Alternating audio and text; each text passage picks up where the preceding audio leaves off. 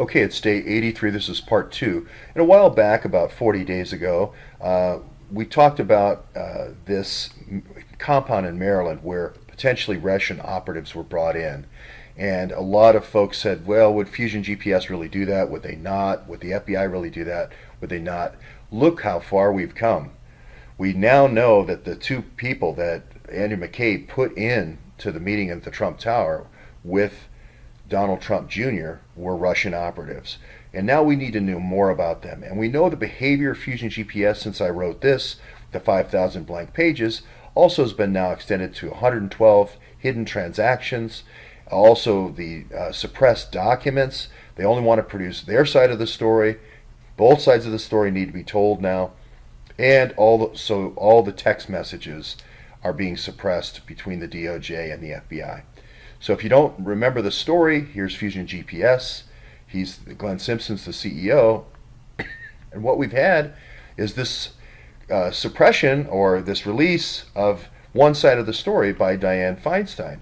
Well, that's all well and good. I don't think there should be any sanctions against Dianne Feinstein or that she's sneaky. I just think we need to know the rest of the story.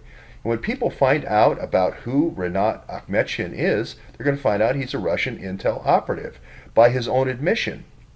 But furthermore, he looks like, talks like, and acts like someone who's protecting a trafficking network. And why am I saying that? Well, he's here at the Foreign Affairs Committee meeting against the Magnitsky Act. The Magnitsky Act they made a film about it to try to glamorize Magnitsky, but Magnitsky, at the end of the day, was a finder. He was a guy who went to strip clubs in different places where girls had been downtrodden and starved and trying to find food. They'd been gotten on drugs, and he then found them, and then they kidnapped him to bring him to the United States. Now, I'm not saying Veselnitskaya was that person who escorted them, and I'm not saying Akhmetshin was that person who worked with Russian FSB to get them here. But they did make a film that glamorized Magnitsky here, and he was no hero. He's basically the accountant to keep track of all the women that were found on the other side of this barrier, not on this glamorized side of this barrier. So, what if something like that existed in the United States? And what if it existed right here in Virginia? Well, normally associated with these finder-type networks or trafficking networks is these beatings. The girls don't necessarily want to go to UAE and be a concubine and live with 50 other girls and do housework and then be sexual slaves. They might want to actually go to universities here and grow up and be astronauts, right? So here again, we have this pattern. We still don't have the police reports, even though I've asked for them, even though Judge Contreras has said, produce the police reports. He's actually gave me leave to file these police reports. Nothing has happened. We haven't received these in our trial yet. And let's get the details. Remember, one of these was a stabbing wound. This is not mild, slapping and so forth. This is a stab wound with an instrument to kill. That could be attempted murder, okay? So let's just, reorient ourselves here to a woman maybe escaping, and then there may be, a knife wound here. Now, again, look at all the Awans and all the properties and all the addresses here.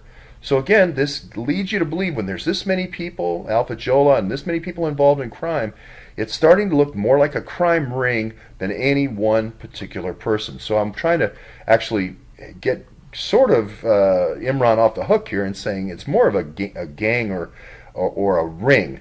Now here is a location in Sterling which was raided by someone who the FBI had said had been radicalized through teachings at this school. Now, this school is talking about how women are in more of a subservient position, how American women, this is the same thing happened in Britain, are actually, defiling Allah and so forth, and deserve to be put in a harem, deserve to be victims of terrorism, deserve to be targeted with opiate drugs.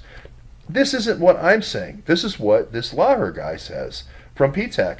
Now, I realize he's a brilliant programmer, and I actually think he's a programmer, and I think the whole a lot of this terrorist stuff comes from the FBI wanting more budget, but his own words say this, so I'm not putting words in his mouth.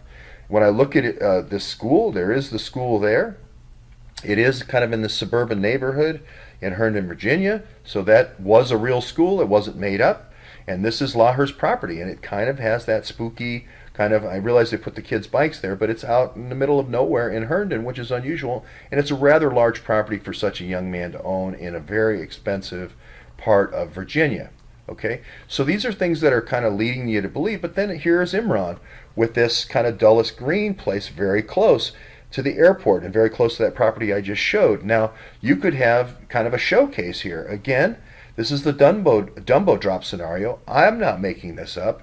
They are the ones saying that girls are showcased and that the oil sheikhs that are coming in get to pick from them. This is the Las Vegas scenario with our ambassador from the UAE. This location is also extremely close to the UAE. The UAE embassy also burned down soon as Trump became president. So I don't know if that was to cover the DNA evidence and whatnot, but all these things are very close together is the bottom line. And the people involved are the ones who are talking about Dumbo drops, not me. Okay, so it's only a slight extension to see the auto train going down from Lorton, Virginia, where Imran lives, to Florida, and then putting people on these ferry boats from Port Canaveral, which is again controlled by the UAE, and away they go to Puerto Rico. Now, we had a mass shooting there from people who were working on that boat from Puerto Rico, from the port closest to Port Canaveral, through that mosque, where people admit that those people were radicalized. These people that were involved, Mateen was a member of G4S, and he was an FBI informant, and he was trained in Virginia. So we have a lot of things here that point toward the Orlando situation as being kind of a clearinghouse and a clearing ground for the funnel point for all these people going on this ferry boat. We know that people killed that night were actually involved in enticing people to go on these ferries, gay cruises and whatnot, to Puerto Rico. And once they're in Puerto Rico, I think pretty much they're gone. Now, the key question I ask here is, if we knew about this, would we want just the Washington Post version to come out about how good you look in front of the Washington Post building or the Architecture Museum, and how here's your ski pictures with your wife, that you've got a second wife that you didn't tell her about, and here's your, beautiful story of how you graduated from Johns Hopkins, even though we can't find one picture of you there. Do we really want just one half of the story, or do we want both halves of the story? And this is where I'm saying, this is where Trump needs to step in. Don't wait for a special prosecutor. The American people are the best special prosecutor. Give the American people all the information, declassify all the information of Fusion GPS and all the text messages, and I guarantee you all this will come out. If you want even more transparency, just put the metadata out of the Hillary or Huma servers or the McCluskey server, and the rest will tell the story. The metadata will tell the story.